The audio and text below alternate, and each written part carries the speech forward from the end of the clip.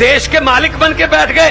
देश इनके बाप की जागीर है क्या? प्रधानमंत्री की कुर्सी पर बैठ गए, वहां जो भी मुंह में आता है बोल देते हैं। कल तो बड़ी राज्यसभा में फेडरल स्ट्रक्चर की बातें हो रही थी। मैं जब मुख्यमंत्री होता था मुझे यूपीए तंग करती थी। अब क्या हमें सम्मानित कर रहे हो तुम लोग? अब भी तो तंग ही कर रहे हो। पंजाब अपने हक मांग रहा है, किसानों को एमएसपी का वादा करके। जब किसान आए यहाँ पर, पूरी दुनिया में उसकी चर्चा हुई, बड़ा आंदोलन था, पूरे देश से किसान आए। तो क्या कहा? एक दिन अचानक से प्रकट हो गए, एक साल बैठे रहे, 750 किसान उनकी मौत हो गई।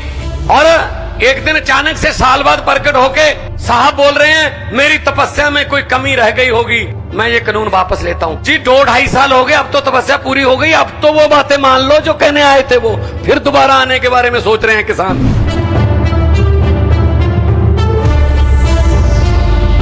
अस्सलामुअलैकुम, वाहेगुरु जी का खालसा, वाहेगुरु जी की फतेह।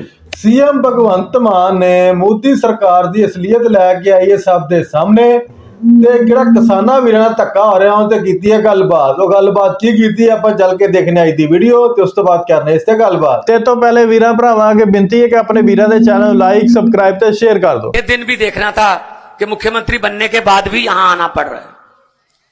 हमें अपने अपने सेक्रेटरिएट में होना चाहिए था, हमें अपने अपने ऑफिसेज में होना चाहिए था।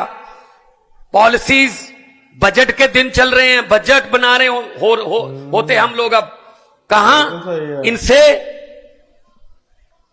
अपने हक मांगने के लिए हमें जंतर मंतर पे आना पड़ रहा है। देश को बचाने के लिए हम सबका एक रहना बहुत जरूरी है। पंजाब एग्रेरियन स्टेट है, food bowl of India. Punjab में हम 182 lakh ton, 182 lakh metric ton हर साल चावल पैदा करके देश को देते हैं। और हमारा आरडीएफ का पैसा, रूरल डेवलपमेंट फंड, जिसका सीधा संबंध मंडियों और मंडियों को जाती हुई सड़कों से है, 5500 करोड़ रोक रखा है। हम सुप्रीम कोर्ट में घूम रहे हैं। हमारे गवर्नर साहब हमारे सेशन को इलीगल कह देते हैं कि जो सेशन चल रहा है इलीगल है। हमको सेशन बीच में बंद करके माननीय श्री चंद्रचूड़ जी के पास जाना पड़ता है, फिर पहली पेशी में वहां मान जाते हैं हाँ जी लीगल है, जो कहोगे। भाई पहले ही मान जाते, हमारा काम क्यों रोक रहे हो आप लोग? मतलब पंजाब में बीजेपी इज नो वेयर। 117 में से 92 हमारे एमएलए हैं, बीजेपी के 2 हैं। चाहे तो स्कूटर पर बैठकर भी विधानसभा आ सकते हैं वो, लेकिन यहां वो अपोजिशन में नहीं है, वहां गवर्नर अपोजिशन होता है। वो हर रोज कोई ना कोई चिट्ठी निकालता है। मैंने कभी नहीं देखा कि गुजरात के गवर्नर ने किसी मुख्यमंत्री को चिट्ठी लिखी हो, उत्तर प्रदेश के गवर्नर ने कोई चिट्ठी लिखी हो, नहीं। तमिलनाडु का गवर्नर लिखता है, केरला का।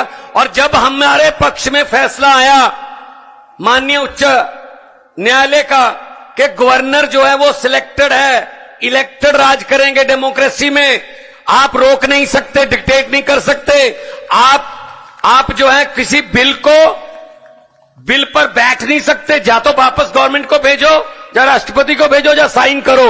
यही चीज लेके केरला की सरकार वहां गई सुप्रीम कोर्ट में। सुप्रीम कोर्ट ने क्या कहा कि हमने परसों, जब इनके वकील को कहा कि परसों हमने पंजाब का एक फैसला दिया था, वो पढ़ के मेरे पास अगले हफ्ते आ जाना। अगले हफ्ते उनका पढ़ लिया, यही फैसला केरला में लागू होगा। हमें सुप्रीम कोर्ट में बात में सुप्रीम कोर्ट में जाना पड़ रहा है। अभी आपने देखा होगा डेमोक्रेसी का हाल चंडीगढ़ में।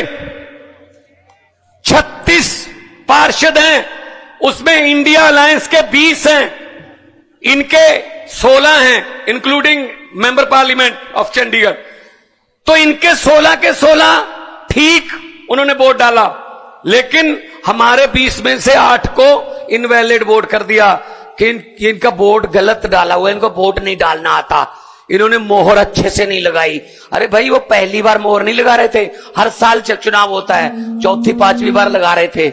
लेकिन जब वीडियो फिर सुप्रीम कोर्ट जाना पड़ा। जब सुप्रीम कोर्ट ने देखा, सबने देखा कैसे वोटों की गिनती हो रही थी, ऐसे वो प्रिजाइडिंग अफसर, ये किधर रखूं, बीजेपी वालों के काम है, इधर रख देता हूं, फिर ये वाली, चलो ये वाली भी इधर ही रख देता हूं, थोड़ा इनको बढ़ाना। ऐसे आप मीडिया खड़ा है, ये बात ध्यान से सुन लेना और टेलीकास्ट कर देना अगर आपके मालिक माने तो। 36 वोट गिनने में 8 वोट कैंसिल कर दिए, ऑलमोस्ट 25% वोटों का घोटाला हो गया। मात्र 36 वोट गिनने में 25% वोटों का घोटाला कर गए। अभी मई जून में 90 करोड़ वोट गिनने हैं। चिंता इस बात की है, उसमें क्या करेंगे ये? 36 वोट नहीं गिन रहे। एक 10 बाई 10 किलोमीटर का शहर है चंडीगढ़, वो हार नहीं सकते, बर्दाश्त नहीं होती हार। लेकिन पूरे देश में क्या होगा, चिंता इस बात की है। तो पंजाब अपने हक मांग रहा है, किसानों को एमएसपी का वादा करके। जब किसान आए यहां पर, पूरी दुनिया में उसकी चर्चा हुई, बड़ा आंदोलन था, पूरे देश से किसान आए। तो क्या कहा, एक दिन अचानक से प्रकट होके 1 साल बैठे रहे, 750 किसान उनकी मौत हो गई। और एक दिन अचानक से साल बाद प्रकट होके साहब बोल रहे हैं मेरी तपस्या में कोई कमी रह गई होगी, मैं ये कानून वापस लेता हूं। जी 2-2.5 साल हो गए, अब तो तपस्या पूरी हो गई, अब तो वो बातें मान लो जो कहने आए थे, वो फिर दोबारा आने के बारे में सोच रहे हैं किसान। किसी को भी ये ऐसे निकाल के फेंक दो, किसी के भी फंड रोक दो। और कुछ फंड ऐसे हैं जिसमें कहते हैं मोदी की फोटो लगाओ तो हम देंगे। मैंने कहा यार ये क्या, जो मतलब क्या है ये, मजाक है, फोटो लगाओ। मैंने कहा कितनी देर लगेगी फोटो, अगर मई में बदल गई तो फोटो किसकी लगाओगे फिर? और देखो ये कितना नफरत करते हैं। पंजाब कुर्बानियों का स्टेट है, 90% कुर्बानियां देश की आजादी के लिए पंजाबियों की हैं। आज भी हमारा कोई गांव नहीं होगा पंजाब का, 13,500 गांव हैं, एक भी गांव नहीं होगा जहां किसी न किसी शहीद का बुत ना लगा हो, कोई उसकी याद में गेट ना बना हो, चाहे वो कारगिल की लड़ाई का हो, चाहे आजादी की लड़ाई का, चाहे 65 का, चाहे 71 का, चाहे 62 का, कोई ना कोई शहीद है। और हर तीसरे गांव में कोई ना कोई गुरु चरण, उनके चरण छो प्राप्त धरती है। और पंजाबी वतन प्रस्त हैं, देश के लिए लड़े। और ये क्या कर रहे हैं, सिला क्या दे रहे हैं? हमने 3 झांकियां 26 जनवरी की परेड के लिए दी। एक में भगत सिंह, देश की कुर्बानी, पंजाब की कुर्बानियों का इतिहास, उसका टाइटल था। भगत सिंह, राजगुरु सुखदेव, करतार सिंह सराभा, महाराजा रणजीत सिंह, जलियांवाले बाग का जो कांड हुआ सब था उसमें। दूसरे में माई भागो, first lady Sikh warrior, first my भागो जो लड़ी, बहुत दलेरी से लड़ी। और तीसरा था पंजाब का कल्चर, हमारा जो लंगर की प्रथा, हमारा जो फुलकारियां, हमारा गिद्दा भंगड़ा, तीनों रिजेक्ट कर दी भाई साहब। पंजाब की झांकी नहीं थी 26 जनवरी में। क्या पंजाब आजादी के जश्न 15 अगस्त 26 जनवरी पंजाब के बिना मना लोगे? ये कौन होते हैं भगत सिंह को रिजेक्ट करने वाले? ये कौन होते हैं करतार सिंह सराभा को, लाला लाजपत राय को रिजेक्ट करने वाले? देश के मालिक बन के बैठ गए। देश इनके बाप की जगीर है क्या? हमारे पुरखों ने, हमारे बुजुर्गों ने लड़ाई लड़ी, हमको देश लेके दिया, और ये बैठ गए प्रधानमंत्री की कुर्सी पर बैठ गए। वहां जो भी मुंह में आता है बोल देते हैं। कल तो बड़ी राज्यसभा में फेडरल स्ट्रक्चर की बातें हो रही थी कि मैं जब मुख्यमंत्री होता था मुझे यूपीए तंग करती थी, अब क्या हमें सम्मानित कर रहे हो तुम लोग? अब भी तो तंग ही कर रहे हो। मैंने तो पार्लियामेंट में बोल दिया था, क्योंकि कविता एक ऐसी चीज है, जहां ना पहुंचे रवि वहां पहुंचे कवि।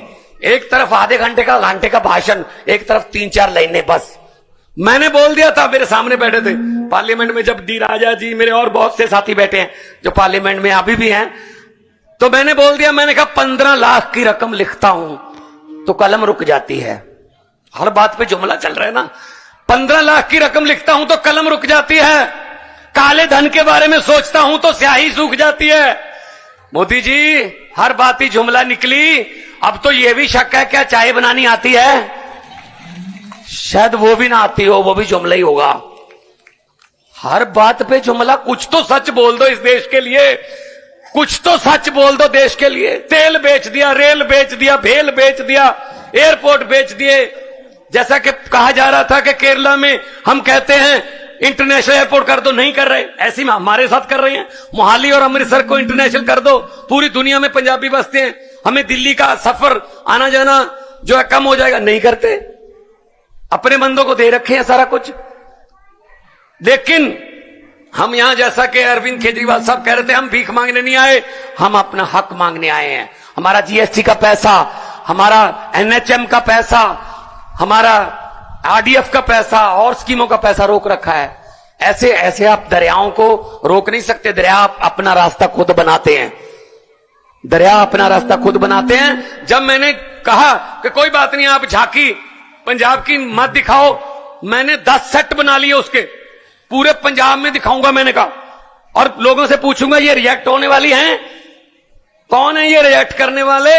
कोई दफ्तर में बैठे बाबू, उनको क्या पता भगत सिंह की कुर्बानियां क्या थी। भगत सिंह ने लिखा था कि इश्क करना सबका पैदाइशी हक है, इश्क करना सबका पैदाइशी हक है, क्यों ना इस बार वतन की सरजमी को महबूब बना लिया जाए। वो कुर्बानियां करने वाले लोगों को ये रिजेक्ट कर रहे हैं, कौन होते हैं ये? तो जब मैंने कहा कि 26 जनवरी ना दिखाओ, मैं तो पंजाब में दिखाऊंगा, तब से मेरे पास लेटर आ रहे हैं, सर अगली 15 अगस्त, अगली 26 जनवरी, फिर 15 अगस्त, फिर 26 जनवरी, 3 साल की गारंटी लेते हैं कि पंजाब की झांकी इसमें होगी। मैंने कहा 3 साल की गारंटी तो लेते हो, अपने आप की गारंटी लेते हो क्या? तुम होगे 15 अगस्त तक? बिल्कुल। क्या पता कौन डिसीजन लेगा, जैसा कि अरविंद जी ने कहा, कौन इधर होगा कौन इधर होगा, ये तो जनता डिसाइड करती है, पब्लिक है, सब जानती है। तो मैं ज्यादा समय नहीं लूंगा, बहुत सीनियर लोग बैठे हैं, बहुत बातें होनी है, मैं तो छोटा हूं, लेकिन हां, देश का प्यार दिल में है। और यही कहूंगा, ये अभी जो कर रहे हैं देश में नफरत की राजनीति कर रहे हैं, हम तो स्कूलों की, अस्पतालों की, बिजली की, इंफ्रास्ट्रक्चर की राजनीति करते हैं। मैं तो यही कहूंगा कि लंबे सफर को मीलों में मत बांटिए, लंबे सफर को मीलों में मत बांटिए, कौम को कबीलों में मत बांटिए। एक बहता दरिया है मेरा भारत देश, इसको नदियों और झीलों में मत बांटिए। बहुत बहुत धन्यवाद, बहुत बहुत शुक्रिया जी, जय हिंद। तो वीर जी, देखिया ਆਪਾਂ ਅੱਜ ਦੀ ਵੀਡੀਓ 'ਚ ਸੀਐਮ ਭਗਵੰਤ ਮਾਨ ਨੇ ਬਹੁਤ ਹੀ ਵਧੀਆ ਤੇ ਬੜਾ ਹੀ ਕਰਾਰਾ ਜਵਾਬ ਦਿੱਤਾ ਮੋਦੀ ਸਰਕਾਰ ਨੂੰ। ਠੀਕ ਆਖ ਰਹੇ ਨੇ ਕਿ ਮੋਦੀ ਸਰਕਾਰ ਜ਼ੁਲਮ ਦੀ ਇੰਤਹਾ ਕੀਤੀ ਖੜੇ ਨੇ ਕਿ ਪੰਜਾਬ ਦੇ ਉੱਤੇ ਜ਼ੁਲਮ ਹੀ ਕੀਤੀ ਜਾ ਰਿਹਾ, ਪੰਜਾਬ ਨੂੰ ਉਹਨਾਂ ਦੇ ਰਾਈਟ ਦੇ ਹੀ ਨਹੀਂ ਰਿਹਾ। ਇੱਕ ਸੀਐਮ ਇਹ ਗੱਲ ਕਰ ਰਿਹਾ ਤੇ ਆਪਣੇ ਕਿਸਾਨ ਵੀਰ ਕਿਉਂ ਨਾ ਪਿੱਟਣ, ਕਿਉਂ ਨਾ ਰੌਲਾ ਪਾਉਣ, ਕਿਉਂਕਿ ਉਸ ਹੱਕ ਕਿਸੇ ਨੂੰ ਮਿਲਦਾ ਹੀ ਨਹੀਂ ਪਿਆ। ਸੀਐਮ ਹੈ, ਉਹਦੇ ਕੋਲ ਇੰਨੀ ਪਾਵਰ ਤੇ ਉਹ ਕਹਿੰਦੇ ਆ ਕਿ ਜਦੋਂ ਮੈਂ ਵੀ ਜਾਣਾ ਤੇ ਮੈਨੂੰ ਵੀ ਲੋਲੀਪੌਪ ਦੇ ਛੱਡਦੇ, ਕੋਈ ਚੀਜ਼ ਦਿੰਦੇ ਹੀ ਨਹੀਂਗੇ। ਤੇ ਜਿਹੜੇ ਆਪਣੇ ਕਿਸਾਨ ਵੀਰ ਇਸੇ ਕਰਕੇ ਬਾਹਰ ਨਿਕਲੇ ਨੇ ਤਾਂ ਕਿ ਉਹਨਾਂ ਨੂੰ ਉਹਨਾਂ ਦਾ ਹੱਕ ਮਿਲੇ, ਰਾਈਟ ਮਿਲੇ।